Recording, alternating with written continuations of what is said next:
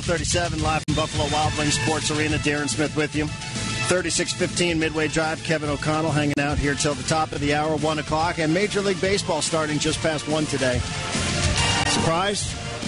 Kansas City Royals? I mean, they're going to sweep their way into the World Series. Unbelievable. Where did this come from? Is that good for baseball?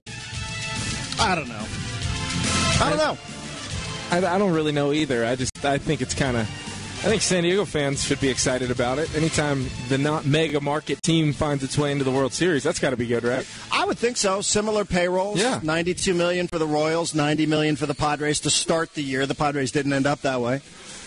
About the same market size. Attendance, Padres averaged about 3,000 more per game attendance-wise. Yeah, different scenario. People, it's funny. We live in a world now where everything is under attack constantly. And I was watching network radio on TV prepping to come down here to Buffalo Wild Wings.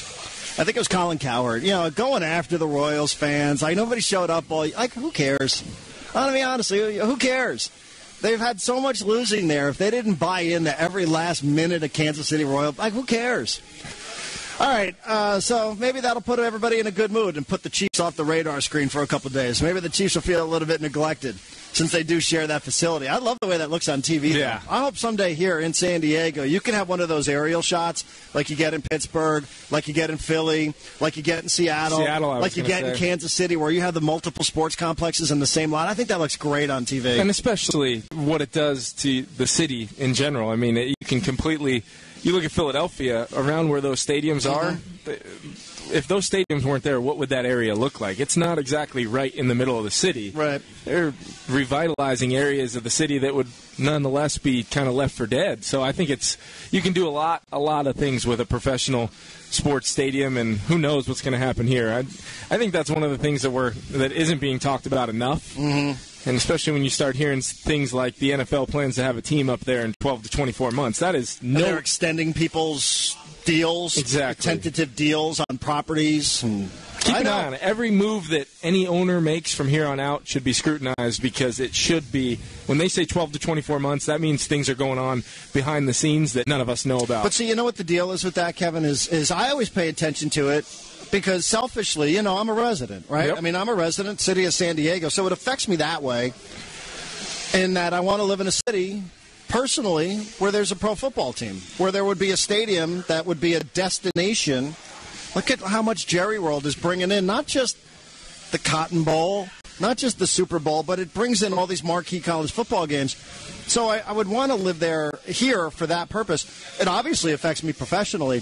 What happens, though, is we spend so much time talking about the stadium. What's going on a decade now that people they've automatically been programmed to believe that whatever they're hearing is some sort of political spin, that it's leverage and it's never going to happen and it's never happened before. I know you actually paid attention in a lot of these union meetings when most of your colleagues did not.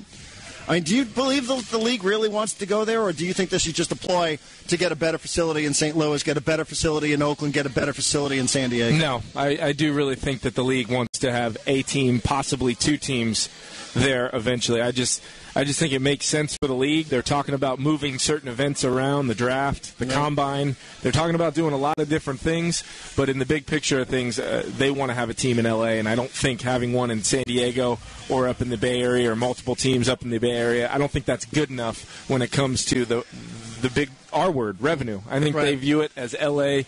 is a huge market that they could turn a couple teams into the hometown team there and force a lot of teams to do some different things from a financial standpoint. Right. It's one of the only ways that they can actually grow revenue. Yep. And that's so every time I hear one of these stories, I know people listening go, oh, my God, you're falling for it again. Really? You're falling for it again? But I think you have to at least listen to them all. I do. I really, even as ridiculous as the ideas may sound, whether it's a ridiculous idea, hey, Buffalo Wings showing up, order of 8, Kevin O'Connell.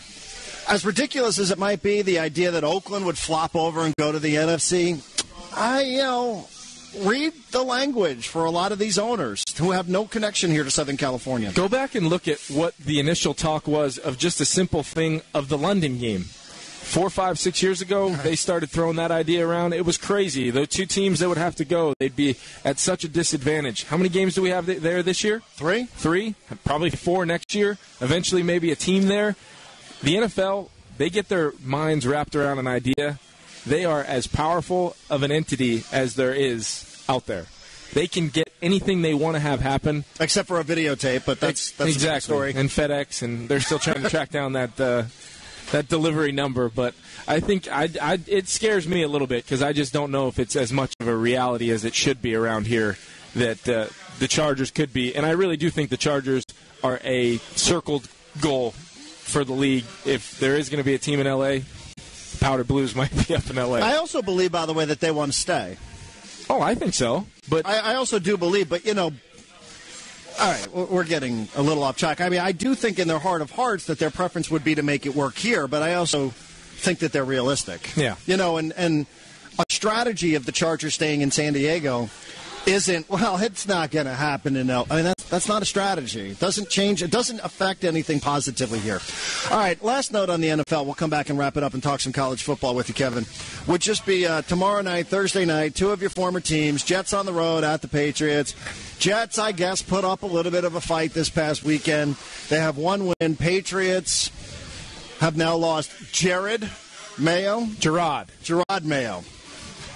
That was for Caruth back at the home base. Yeah, thanks a lot. They've lost Mayo, who I don't think should be. I don't think that should be underrated. But tomorrow night, Thursday night, which former team will win? I think the Patriots are going to win. It sounds like the weather is going to be absolutely awful. Rain the whole game, much like a year ago. The one thing, just like I talked about with this Jets team when they were coming to San Diego, the one X factor they have is that defensive front. And we saw them cause some problems for Peyton Manning last week. And I think the one area where the Patriots have really shown a huge weakness this year is up front and their ability to protect Tom Brady and also have the ability to run the football the way they do. They didn't just lose Gerard Mayo. They lost Stephen Ridley for the year as well. So now you're down to Shane Vereen, and much like it did with the Chargers, affecting their backfield when they lose one of their kind of three-headed monster running backs. Other guys got to step up and do different roles, and then will that affect what Shane Vereen does on third down? Mm-hmm. Or with Bolden coming in as the feature back possibly, can he handle 15 to 20 carries without putting the ball on the deck? So it'll be interesting to see if there's a turnover there. The depth of New England is certainly going to be tested. But Tom Brady at home, especially in bad conditions like that, he seems to just always play well enough to lead his team to a win. By the way, I don't know what you did with Brian Hoyer, but I'm giving you all the credit for the Cleveland Browns. I said it before the season. I don't know. I don't see what Kevin's talking about here with Hoyer.